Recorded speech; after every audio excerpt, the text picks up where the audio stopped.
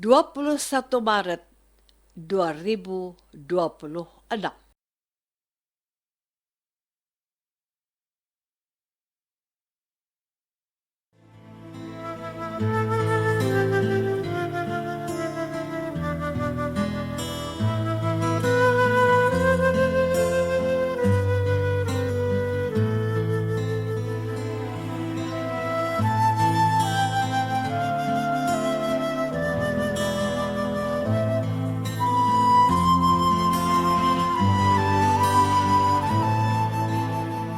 Saudara pendengar di segenap penjuru tanah air, selamat bergabung dengan Lumen Indonesia. Lumen Indonesia, siap melayani Anda setiap hari. Saudara terkasih, marilah kita bersatu dalam Tuhan kita Yesus Kristus yang tidak berubah dahulu, sekarang, dan selama-lamanya. Allah Sang Maha Rahim mengasihi dan menerima sebagaimana adanya kita. Allah Bapa kita di surga senantiasa bersedia menolong, menghibur, dan meneguhkan kita dalam menghadapi segala permasalahan hidup sehari-hari.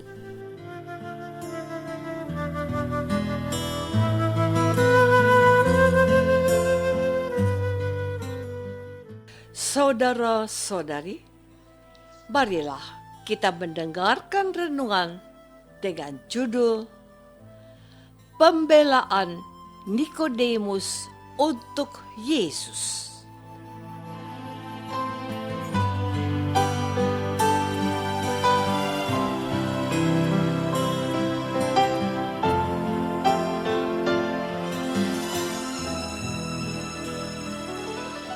Yang berdasarkan pada Injil Yohanes bab 7 ayat 50 dan 51.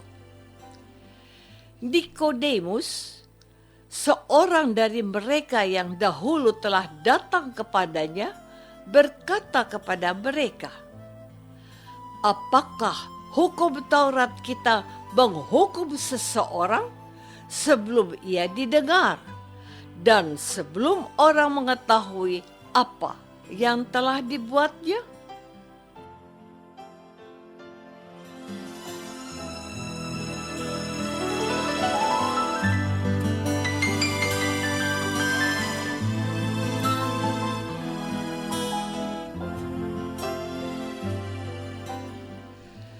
Dalam nama Bapa dan Putra dan Roh Kudus. Amin. Saudara-saudari terkasih dalam nama Tuhan Yesus Kristus. Perikop Injil yang diwartakan oleh gereja pada hari ini yaitu dari Injil Yohanes bab 7 ayat 40 sampai 53. Merupakan fakta yang ada di tengah masyarakat Yahudi dan sikap mereka terhadap Yesus. Beberapa orang berkata, "Dia ini benar-benar nabi yang akan datang." Yang lain berkata, "Ia ini Mesias." Tapi ada orang yang berkata, "Bukan, Mesias tidak datang dari Galilea." Karena kitab suci mengatakan bahwa Mesias berasal dari keturunan Daud dan dari kampung Bethlehem, tempat Daud tinggal. Pendapat yang berkembang itu menimbulkan pertentangan. Orang-orang Farisi juga berpendapat bahwa Yesus bukanlah Mesias. Tetapi Nikodemus, seorang Farisi, berkata, "Apakah hukum Taurat kita menghukum seseorang sebelum ia didengar dan sebelum orang mengetahui apa yang telah dibuatnya?" Saudara-saudari terkasih, pandangan Nikodemus yang berbeda dengan teman-teman Farisinya itu tidak disambut baik. Mereka menjawabnya, "Apakah engkau juga orang Galilea? Selidikilah kitab suci, dan engkau akan tahu bahwa tidak ada nabi yang datang dari Galilea." Kita tidak mendengar bantahan dari Nikodemus. Mereka membubarkan diri.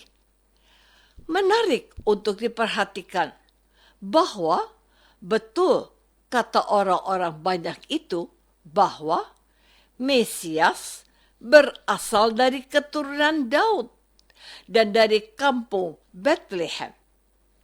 Bukankah Mesias lahir di kota Bethlehem pada masa pemerintahan Herodes? Para Majus dari timur juga mencari anak itu untuk menyembah dia. Serulah menemukan anak itu. Mereka menyembahnya dan mempersembahkan kepadanya emas, kemenyan, dan mur. Namun, karena takut pada ancaman Herodes, anak itu dan ibunya diungsikan Yusuf ke Mesir dan kemudian kembali ke Galilea setelah Herodes meninggal dunia. Ia dikenal sebagai orang Galilea. Saudara-saudari terkasih, kita dapat melihat keterbelahan pendapat tentang asal-usul Yesus dan siapa Yesus bagi banyak orang. Bahkan di antara orang Farisi masih ada orang yang mencoba membela Yesus yang dibenci oleh teman-temannya. Ia berusaha untuk membela Yesus dengan mengajukan pendapatnya. Katanya, "Apakah hukum Taurat kita menghukum seseorang sebelum ia didengar dan sebelum orang mengetahui apa yang telah dibuatnya?" Nikodemus tampil sebagai sosok pembela Yesus dan menyitir pendapat Alkitab, yaitu hukum Taurat bahwa tidaklah boleh menghakimi seseorang tanpa didengar pembelaannya dan mengetahui kebenaran tentang apa yang telah dilakukan oleh Yesus. Namun, perhatikan jawaban teman-temannya itu. Mereka tidak menjawab apa yang dipersoalkan oleh Nikodemus, tetapi mereka langsung menyerang Nikodemus dengan mengatakan, "Apakah engkau orang Galilea mau membela Yesus? Apakah ada nabi dari Galilea?" Orang-orang ini ternyata lebih bodoh di samping tidak menjawab pembelaan Nikodemus. Tetapi mereka juga tidak tahu kalau Yesus itu dilahirkan di Bethlehem dan kemudian dibesarkan di Galilea. Maka jadilah ia orang Galilea. Nikodemus juga tidak meneruskan pembelaannya. Setidaknya itulah yang ditulis penginjil Yohanes. Saudara-saudari terkasih, marilah kita sejenak merenungkan apa yang dikatakan oleh Nikodemus yang mengatakan kepada para pembenci Yesus. Seharusnya mereka tidak boleh menghakimi seseorang semau mereka sebagai orang yang paham hukum Taurat. Seyogianya mereka memperhatikan apa yang dikatakan oleh hukum Taurat itu. Seseorang harus didengarkan pembelaannya, tidak boleh langsung dihakimi. Orang harus diberi kesempatan untuk menjelaskan apa yang telah dilakukannya dan mempertanggungjawabkannya. Dia tidak boleh langsung dihakimi, apalagi dihukum, apalagi dipastikan sebagai tersangka yang bersalah. Pada pokoknya, Nikodemus mau mengatakan, mereka itu tidak boleh main hakim sendiri. Nikodemus sudah menempatkan diri sebagai sosok yang menghargai kebenaran. Kita bisa belajar dari pengalaman Nikodemus. Kalau benar, harus dibela. Yang salah, harus dikatakan salah. Kalau ya, katakan ya. Kalau tidak, katakan tidak. Jangan diam saja.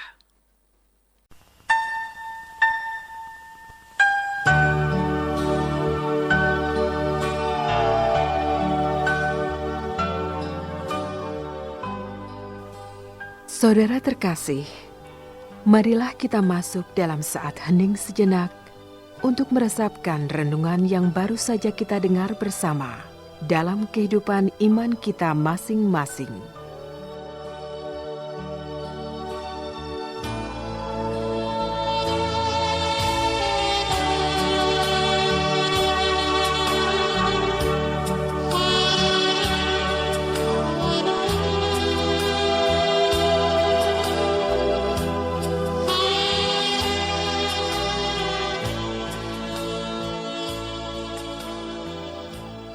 Apakah aku berani bersaksi tentang imanku bahwa Yesus adalah Tuhan Juru Selamatku? Marilah kita berdoa. Bapa yang Maha Baik, berilah kami kekuatan dan kesanggupan untuk mempertanggungjawabkan iman kami di hadapan orang yang bertanya kepada kami. Bantulah kami dengan Roh Kudus yang berasal daripadamu untuk bersaksi akan Putramu, Yesus Kristus, Tuhan dan pengantara kami. Amin. Semoga kita semua selalu dinaungi dan dibimbing oleh berkat Allah yang Maha Kuasa. Dalam nama Bapa dan Putra dan Roh Kudus. Amin.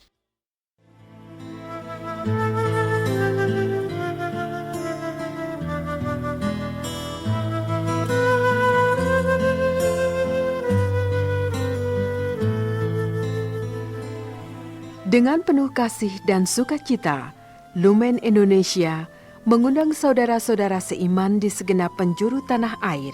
Sekiranya ada tanggapan ataupun saran, kirimkan surat Anda ke Lumen Indonesia. Terima kasih atas perhatian Anda. Sampai berjumpa lagi dengan Lumen Indonesia pada waktu dan gelombang yang sama esok hari.